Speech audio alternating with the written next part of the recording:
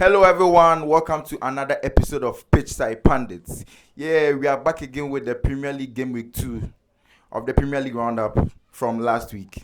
Yeah, we want to do a quick exercise with you people. You know the subscribe button down there. Please, we want you to subscribe for us because we want to get 1,000 subscribers before the end of the year. Okay, so let's get straight into the Premier League Roundup. But we are here with some power people. I want to mention their names to you people. Okay, so we are here with the chairman of the evening, Mr. Marcelo. He is my vice captain for today. Okay, we are also here with Yao G.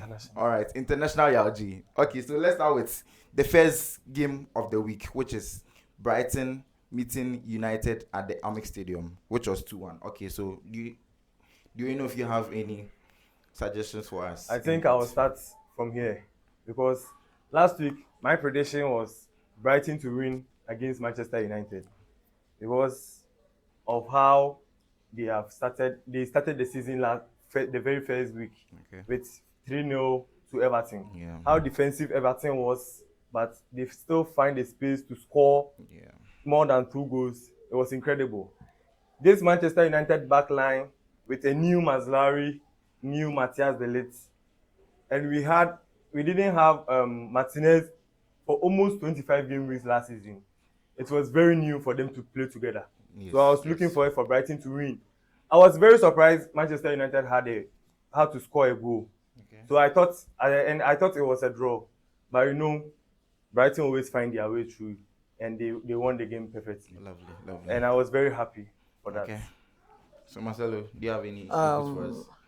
As usual, from last season up to this season, Brighton and United has given us exciting games over the period. They have, yeah. And Brighton can understand how they go play against Man United very well. Yeah. Because from last season, they beat United home and away.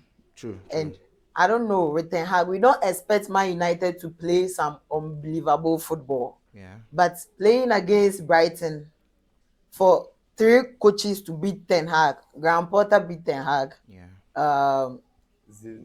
Roberto De Zerbi, and a 31-year-old Ezela to beat Ten Hag. Yeah. It's like Ten Hag don't have any system for Man United. Okay.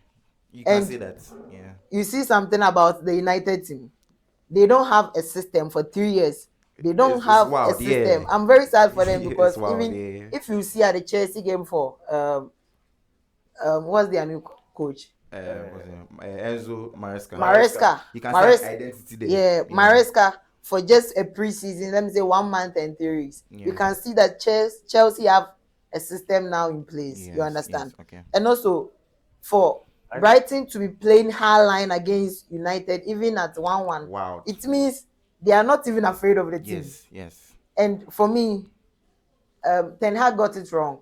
Playing Bruno as number 9 and Mason Mount as number 10. Double 10s in the game. You know, it worked against Fulham. You know, it can work against just the small team. Yes, but it worked. 1-0 win. It's still a win. No. Okay. You see, because you have a number 9, you bought Zeski. Yeah. You have to trust in your striker and play Zeski and play Bruno as your number 10. Yes. He's more creative than. And I think Mount. You can even play Mount in the 8th row. I think he will be also good there.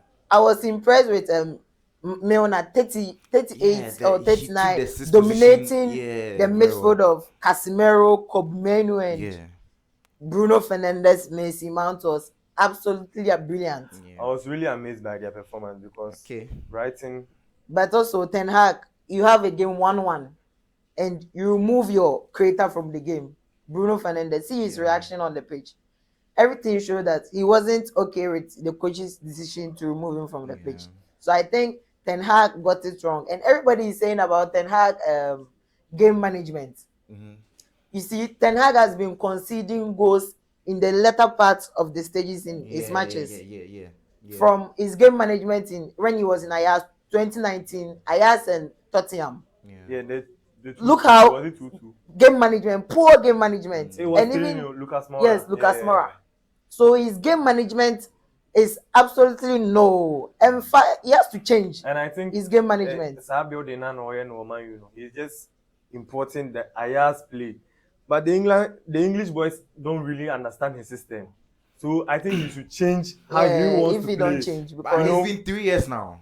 It's been so 3 he years don't now. has We a are not mark on the seeing team. any identity from United. Isn't Like, it wild? Anthony from Ayers Yes. was okay.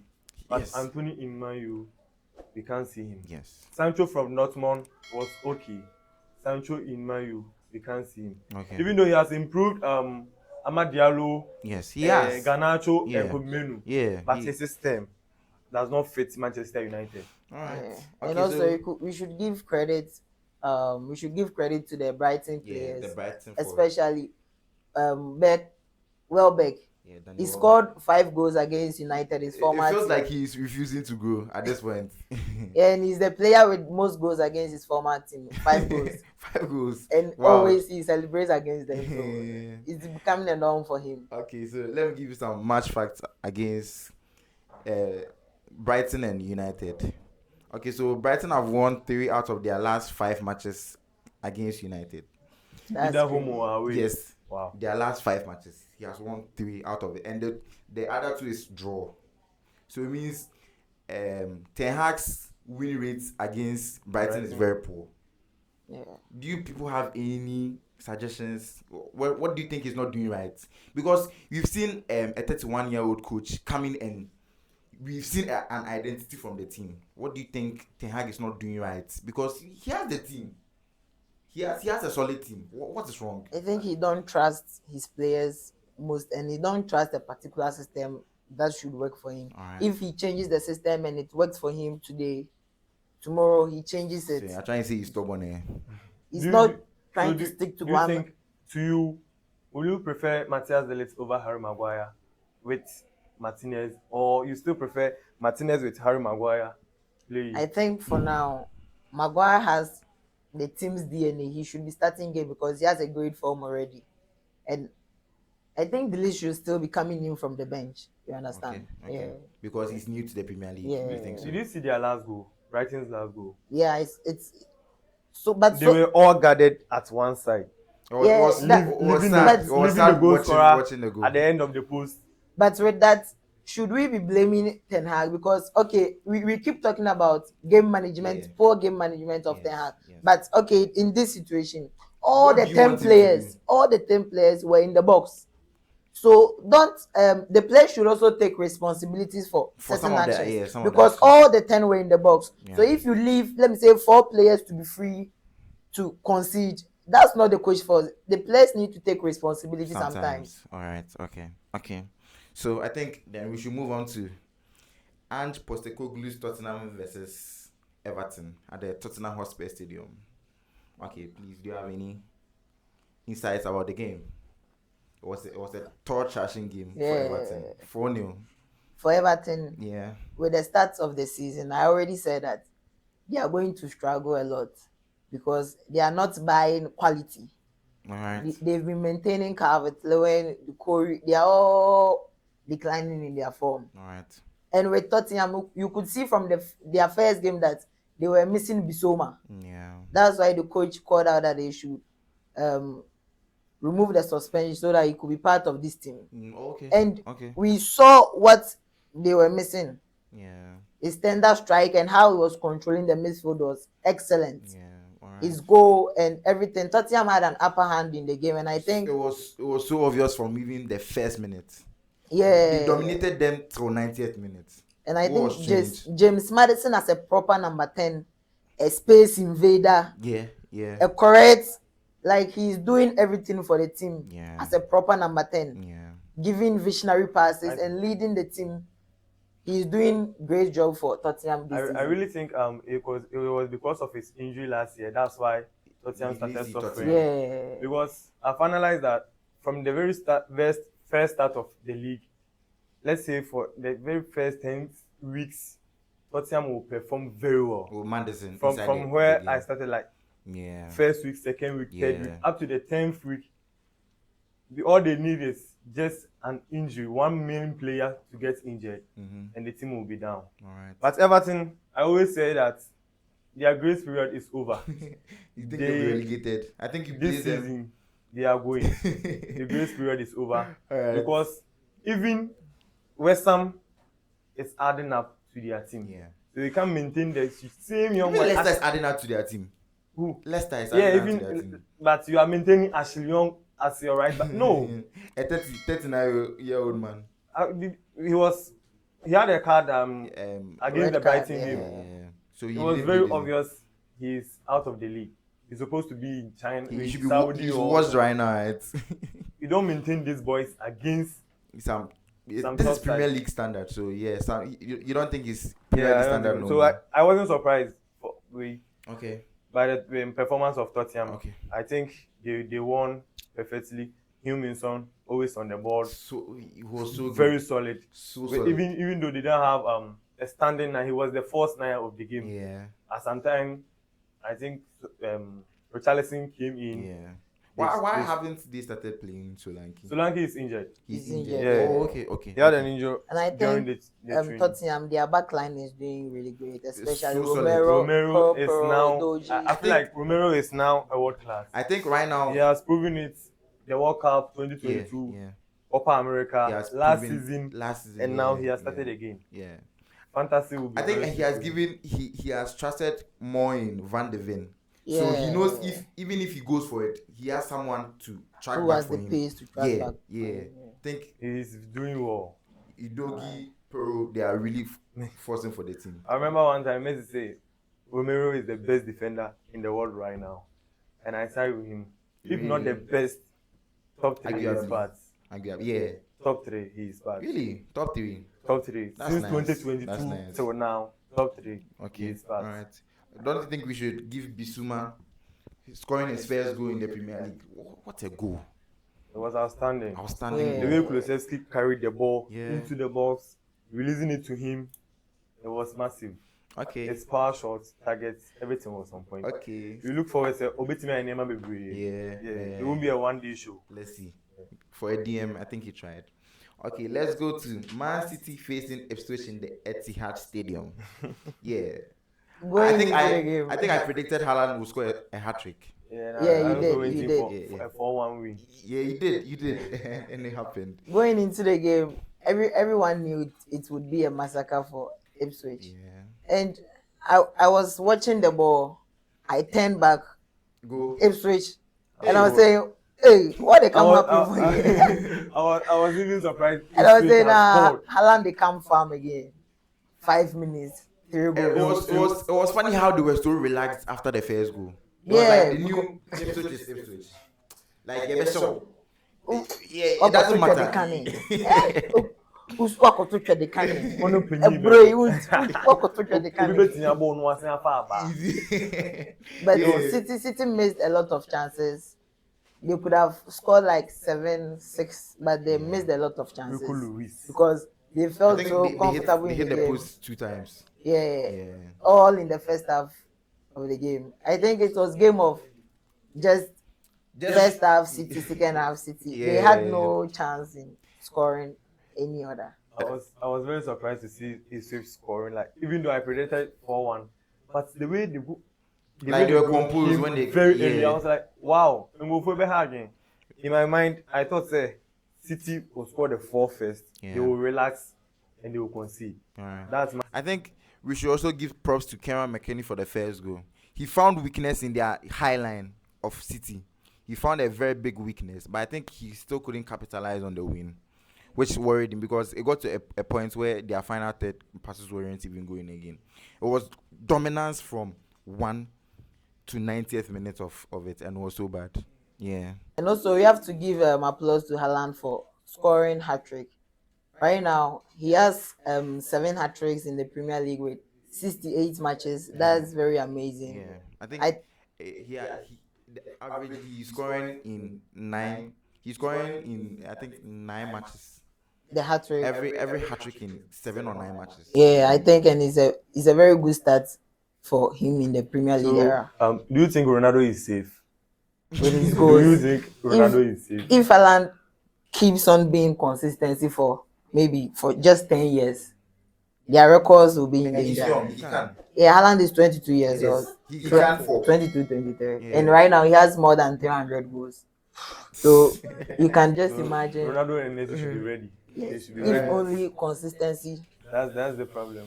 All All right. right, let me give you some match facts about the team.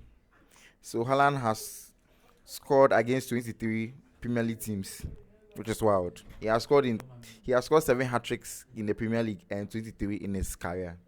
Which is That's wild. amazing for a Amazing, very 22-year-old player. Okay, so let's move to the Aston Villa versus Arsenal match, which happened in the Villa Park. I think that was the match of the week, right? Because Do you think so? For a Chelsea fan, you see that? yeah, that was no. I mean, the toughest match of the week. Oh yeah, the toughest match of the week. Yeah, The yeah, highlights yeah, of the yeah. The week. highlights of the week. Yeah, yeah. Okay. Because last season, I think Arsenal lost 1-0. They lost both of their leagues. They lost to. Yes, I think they were. Yeah, they were one of the reasons why.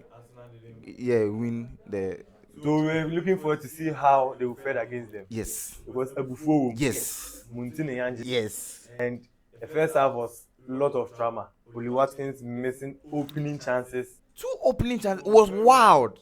Nyamina Mdana said no name FPO. Hey, Yeah, he was missing opening chances. it was so sad. And I think after the first half, Ateta was like, "This is the mistakes, Yes. guys. Correct yourself. Nice Bounce go, on them. but let's go on them Yes. on hit."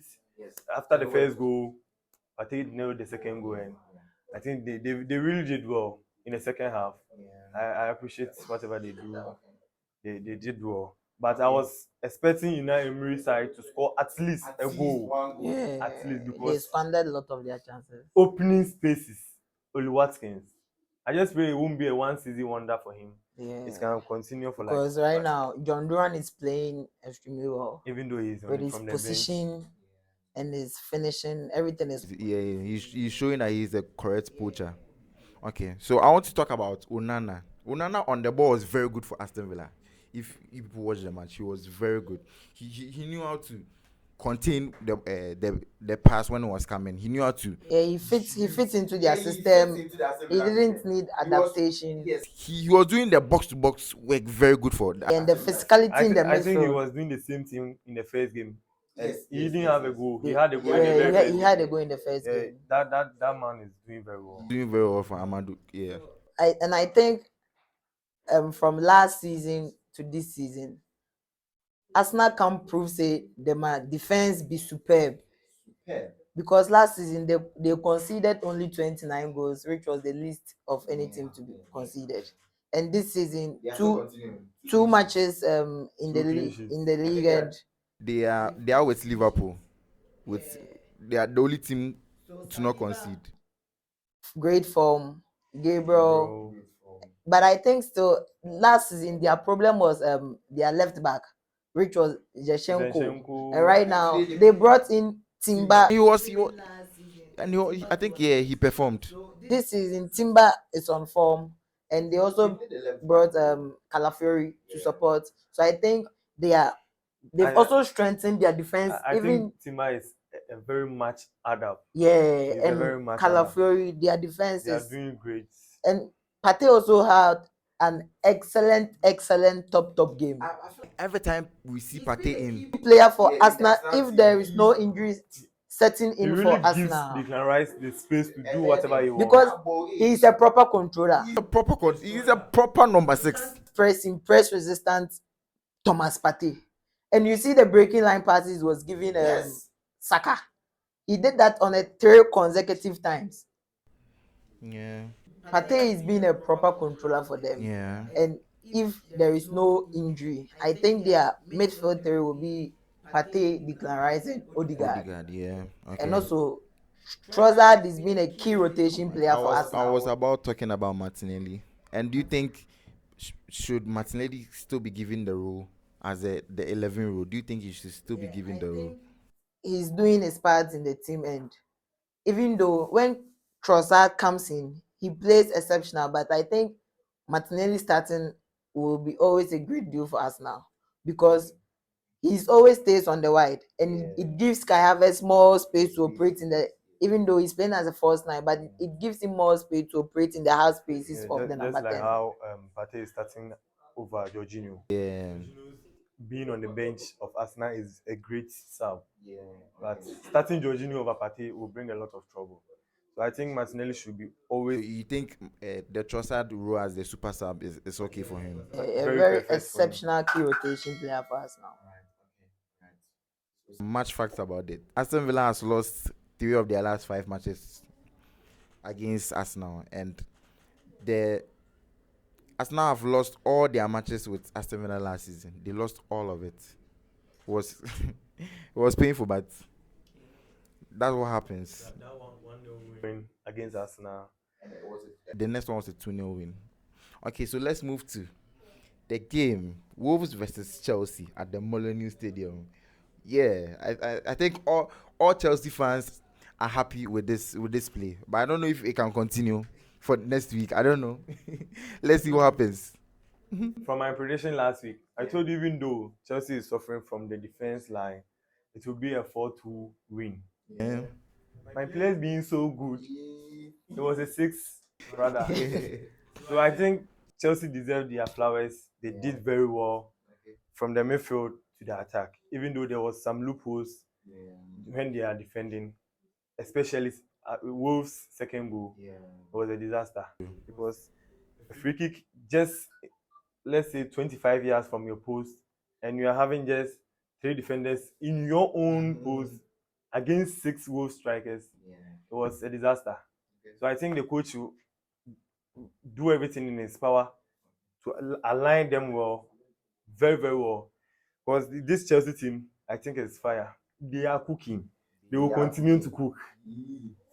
The spaces that Enzo Fernandez is creating in the midfield really makes him a very special player in the team.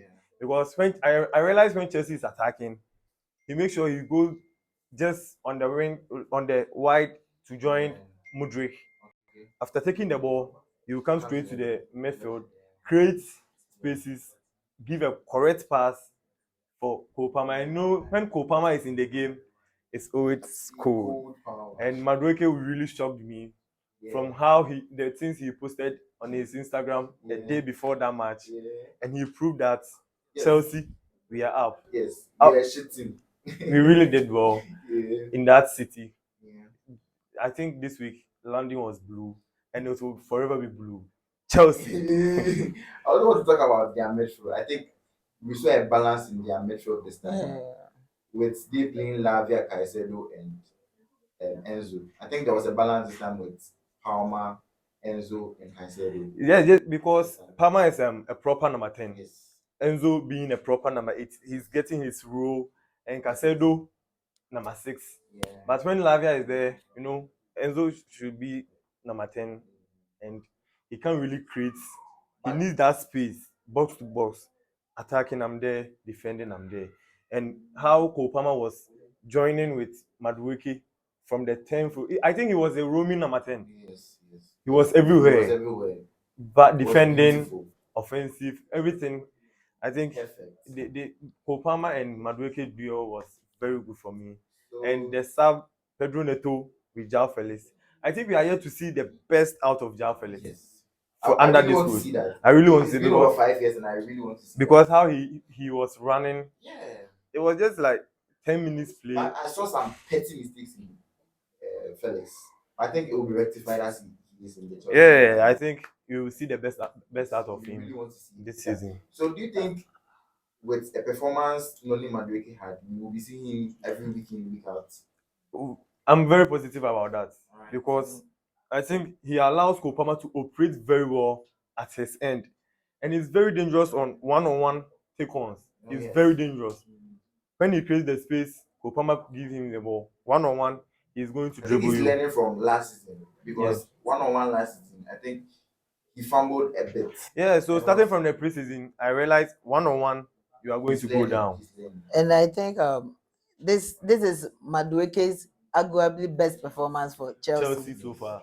It's off. What do you think? Yeah, it's off-ball movements and his key threat one-on-one. You can't see him. His key threat is the 1 versus 1. 1 versus 1. That's why they are playing him as an isolated winger. Yeah, so if you see the tactical aspect of the game, if you see the tactical aspect of the game, I'll say that we should give Chelsea the credit because recently they've been struggling against Wolves recently. And I think Chelsea had an upper hand in all aspects of the game. Tactical superiority. The coach was brilliant on the tactics. Collective play was crazy. And once again, individual brilliance on the field of play that day was crazy. It was a game of two halves. First half, I think, it's not even I think, Wolves dominated the first half. They dominated with shots on target, their threats, everything. They was on them. dominated Chelsea in the first half. In the second half, we saw Chelsea playing a flexible attack. That's the setting up in a 3-2-5 attack. They give Kopama The 3-2-5 is it when they are attacking? Their first match, it was Cucurella who invented to be the mid to Casedo, but this time Cucurella didn't invent. Cucurella stay back with the two back. That's score for Fana and Cucurella as the back there. So it's Malo Gusto invented to be a midfielder with Casedo and Enzo moving forward to fill the number 10 position. You see, the coach doesn't want Palmer to play 10 because he will always be marked by the number 6. So Enzo will go to the 10 and Palmer will be free. So Palmer is always on their left back. It's no that guy. So Madueke was always isolated in the game. So if you watch the game, you see that Madueke was an isolated winger in the game. So Enzo was playing more of a 10 so that Cole Palmer will have that space. So anytime Cole Palmer has the ball, Madueke is free. A single pass, it leads to a goal. They did that for three times and it all led to a goal. And with Robert Sanchez direct pass to Nicholas Jackson. He did that twice in the game. I think that's the main reason why the coach prefer Sanchez over Petrovic. Yeah, he wants a ball playing goalkeeper. And right I now, think it's now that I understand. Yes, because Chelsea in the first game, I told you I didn't want to judge Chelsea with their Man City match because Man City is the standard in the Premier League. But watching this game, you could see that Chelsea have a gameplay. They have a team DNA. They are building something. I'm sad for the Man U fans because for Ten Hag to coach them for 3 years and seeing Chelsea play under a new manager for just 1 month with this style is absolutely brilliant for Chelsea. And I think they are building something that's very positive and we are going to enjoy a lot from Chelsea this time. So do you think Jackson should be maintained as the number 9 or still Chelsea need a proper number 9? I think Jackson, I think they are being hard on Jackson, especially Mikel, because for us Pundits, we can, if we the badge players, it be normal. But Mikel, for someone who has played the game before, you know how the pressure is. As a legend. And he didn't do bad. He scored 14 or 15 goals last season. It was even better than Neymar first season with Barca, Drogba first season with Chelsea. So I don't know the criticisms, but I think he should keep his head high, just as Drogba advised him. And he's playing well for me for his first season and second season. He's doing well. Okay. I think with the ball, he's a master. Yeah, I think. That's the problem. To let the ball go to the net, that's the problem. Yeah, I think they should maintain him and they are good to go. Okay. All right, let's head to Liverpool facing Brentford at the Anfield Stadium. Okay, what's your input about the game?